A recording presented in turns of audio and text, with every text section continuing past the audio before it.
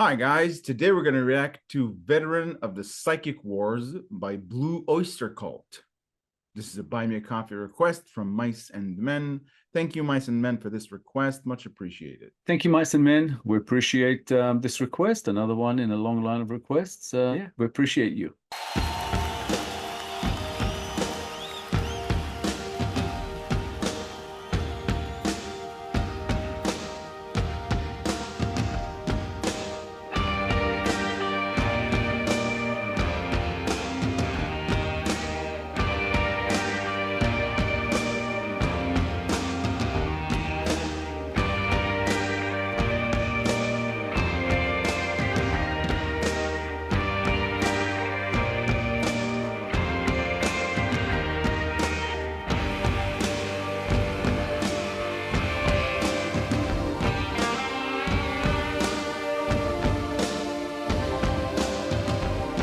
I don't know this song, but it's a cool mood setter. There's electronic elements in it. I didn't expect that, although maybe I should have. I can hear the synth there, and it has a very interesting beginning. Yeah, the intro is really cool. It's a song I have heard before. I'm not that familiar with it. I just remember that I heard it because it is on the soundtrack of the film Heavy Metal from 1981. I only saw the film for the first time more towards the late 80s, I think, when I first moved to Australia. But yeah, I remember the song being in the film. It's got like a sci-fi vibe to it.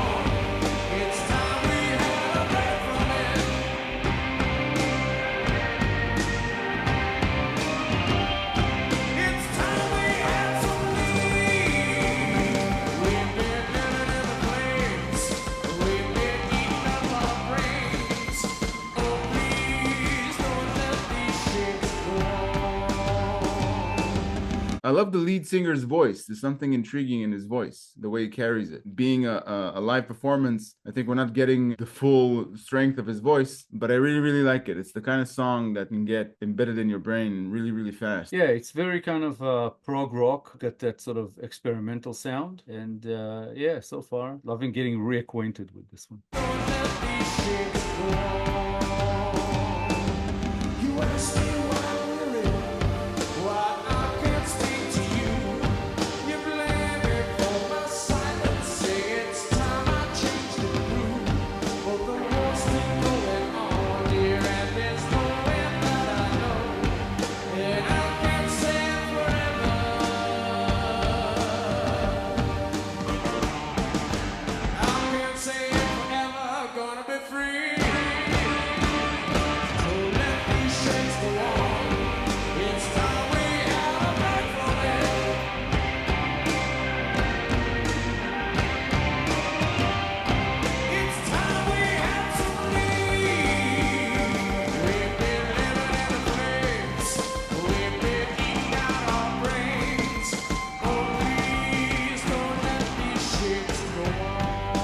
I haven't seen Heavy Metal, but the vibe I'm getting from this song is of some sort of a psychedelic trip. I'm guessing that has something to do with the film. It's not just a mood setter. It's something to accompany you as you descend into hallucinations from consuming mushrooms or something. I don't know. Yeah, I know what you're saying. Like, it wouldn't be out of place in Apocalypse Now or something like that. Yeah. But Heavy Metal is an animated sort of sci-fi film that's like an anthology, which is pretty trippy. Yeah. So it works for that, definitely.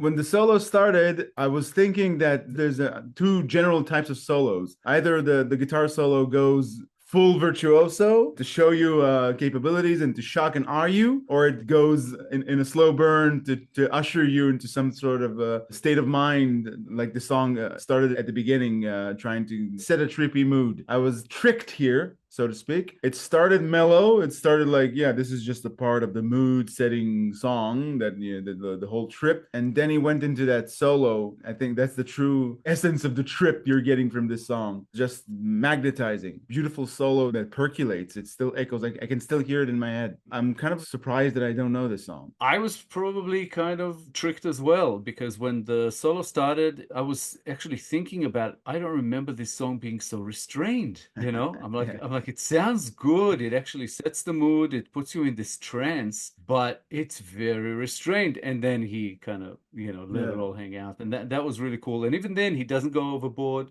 He stayed with it. It was really, really good. Keeps you in it, and it just builds and builds.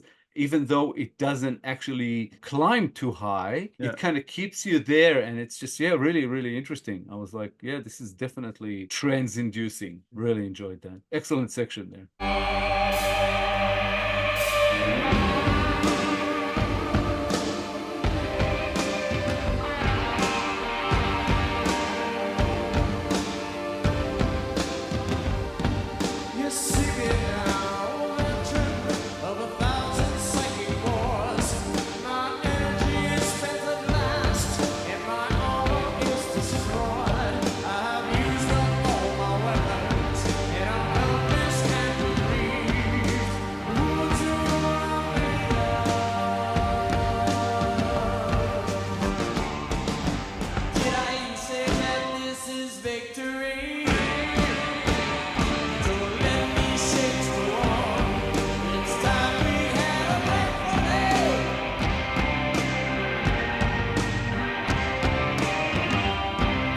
The song keeps you in the same frequency throughout. Doesn't matter what they throw at you, you're in the same vibe, you're in the same energy. And they do that at the beginning by putting you in their energy with the mood setting intro, and then you're there. I think that's what makes it percolate so much in my head. Every time I pause, I can still hear it in my head. Very interesting. Yeah, the lyrics also, to some extent, there's a bit of repetition in the lyrics. There's not as much lyrics as would an 8-minute plus song would necessitate. And that's part of what they're doing. That's part of the trance.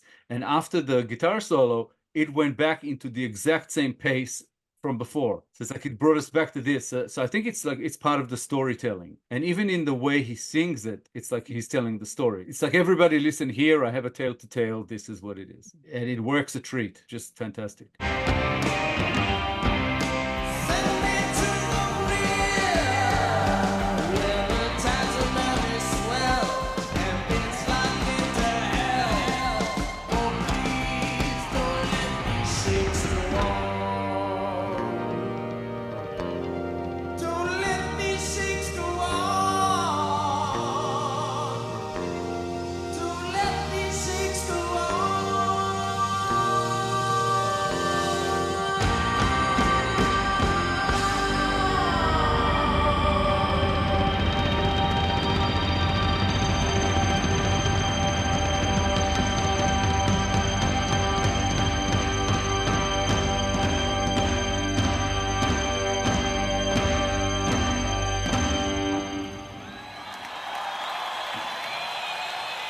Wow.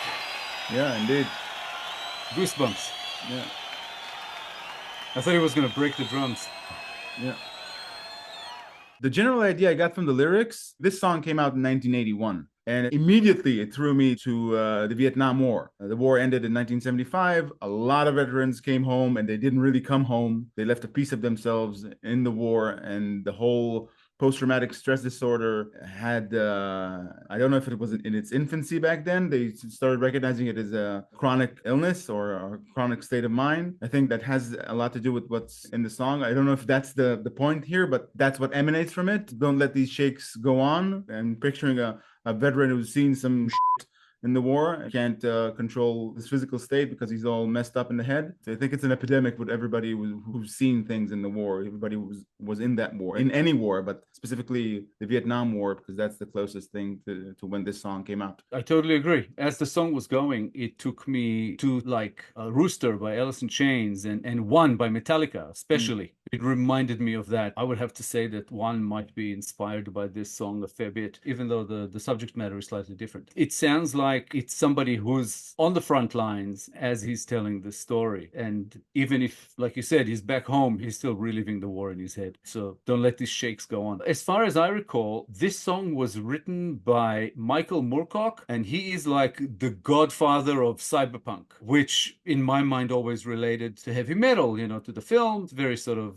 he was a sci-fi author, and I think he was an editor of some of those sci-fi magazines, you know, some of those big ones, and very much related to a new way of science fiction. And as people were discussing this song, I remember back in the past, it used to have like this whole mythology around it to do with sci-fi and some hero character. This is his story and how this and how that. But to me, it is directly about the Vietnam War. It could be any other war, but in my mind, that's just how it plays out. I don't really know too much about the actual story that it was written about, but this is what it says to me. This was what it will always say to me. And it's one of those Vietnam songs as far as I'm concerned. Absolutely amazing. Again, it's storytelling is the strong point, and the way that they do it. Even that beat, you know, sounds like a marching army. Yeah. It goes into this kind of like almost a psychedelic rock guitar solo. Yeah. That just puts you in that mind frame of, you get all these visuals that took me to stuff like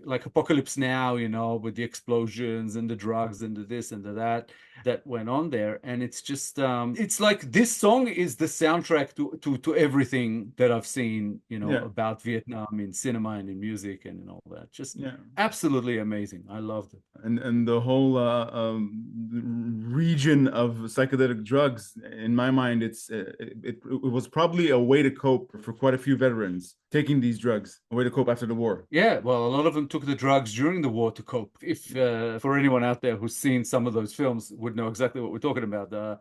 They cover it in Platoon and in Apocalypse Now and all that. But yeah, just fantastic. I definitely get why this is one of Mice and Men's favorite songs. It feels good to hear it again and to kind of get reintroduced. Being away from it and not hearing it for such a long time actually made a big difference. Just absolutely fantastic. Thank you so much for this request. Mice and Men, we appreciate you oh so much for the ongoing support. Thanks.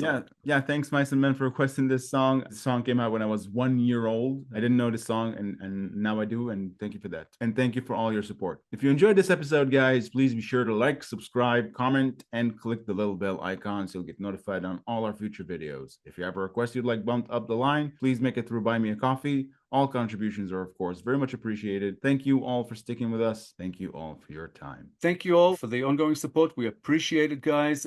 Please keep it coming. We'll be back in a couple of days with a new episode, and we hope to see you all then. Thanks again, guys. Bye for now. Bye, guys.